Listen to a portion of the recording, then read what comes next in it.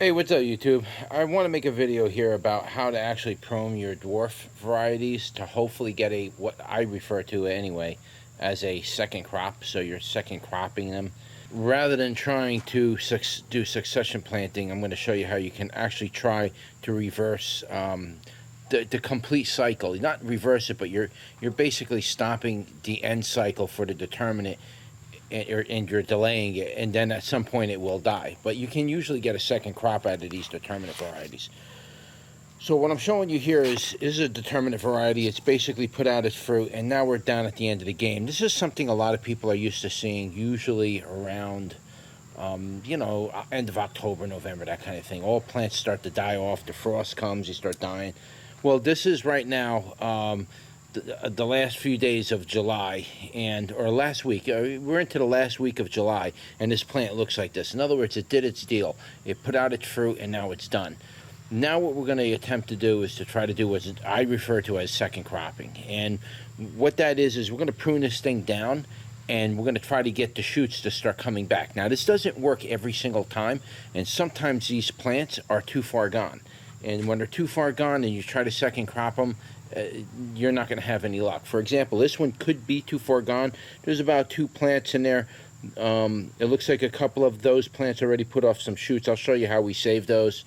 And we could probably bring this one back. But once they get too far gone, especially with micro dwarfs, that's it. They die. You have to get them while they're still in a green stage. And that means you got to remove a lot of the tomatoes. Like, for example, this plant is being second cropped right here. Okay, that's the dwarf wild Fred. I've already harvested all my tomatoes off of this. There's nothing left but this stem. This is one plant, and that's another. This plant, because I harvested it so late, this one's probably not going to make it. Even though it's still alive, I don't think it's going to make it. I think this one's going to die. This one came back because I took the plant down early, and I pulled all the tomatoes off of there. As soon as I seen them starting to turn a little bit bone in color or something like that, I started removing them.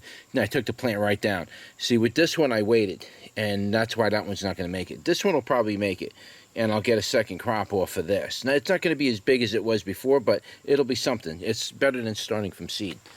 What we want to do here is we want to cut these branches, somewhere at least 50% of the way up. Unless you see damage lower, then you want to remove even lower. In some cases, it's not worth even doing this if it's diseased all the way down.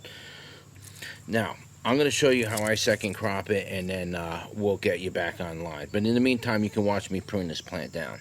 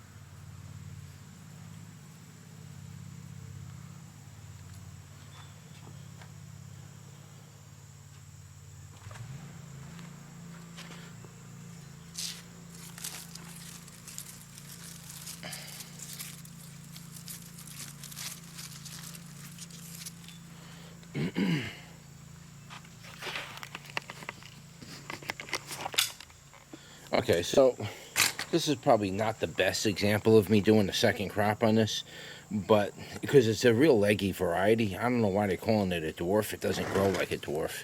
It grows more like a determinate, but which it's a little bit different. But this is probably a bad example of it, but generally what I generally do, I even take off a little more than this. This one, I want to leave these last few tomatoes on here because these probably will grow and they probably will get large. But what we're trying to stimulate here is we're trying to stimulate, like you see these leaves, I want to get these out of here.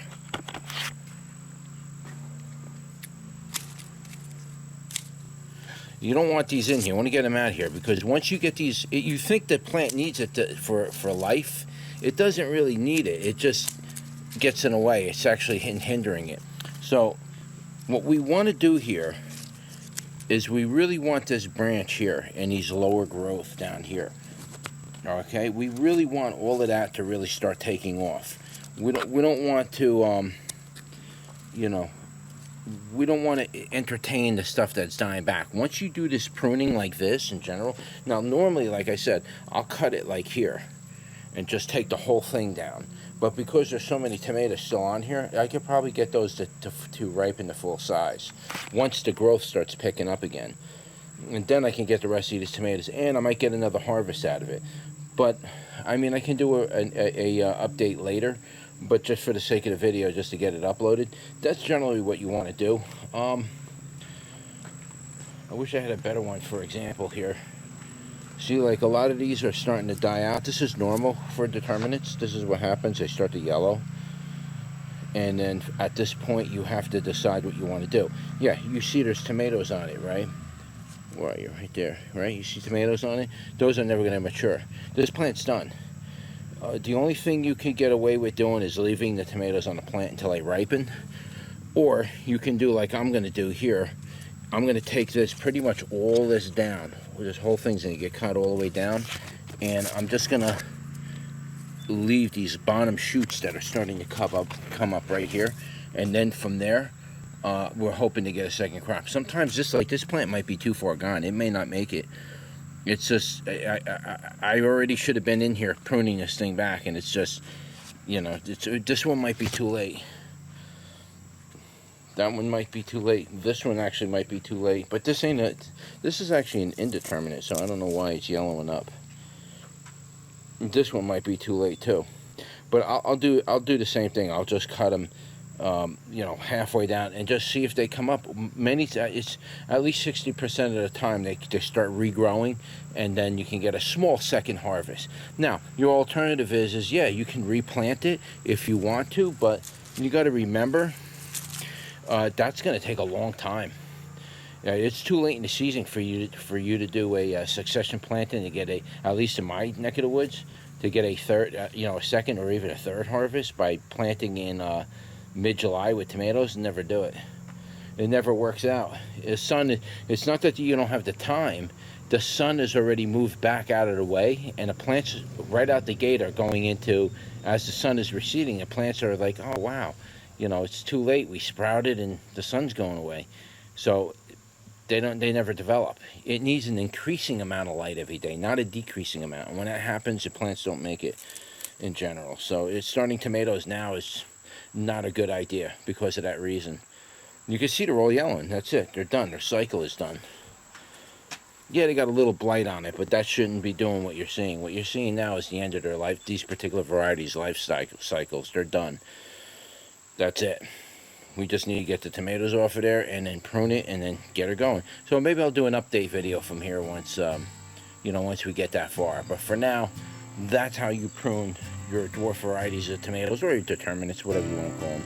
That's how you prune those for a second crop. Don't forget to like, share, and subscribe. And I'll see you on the next one. Take care.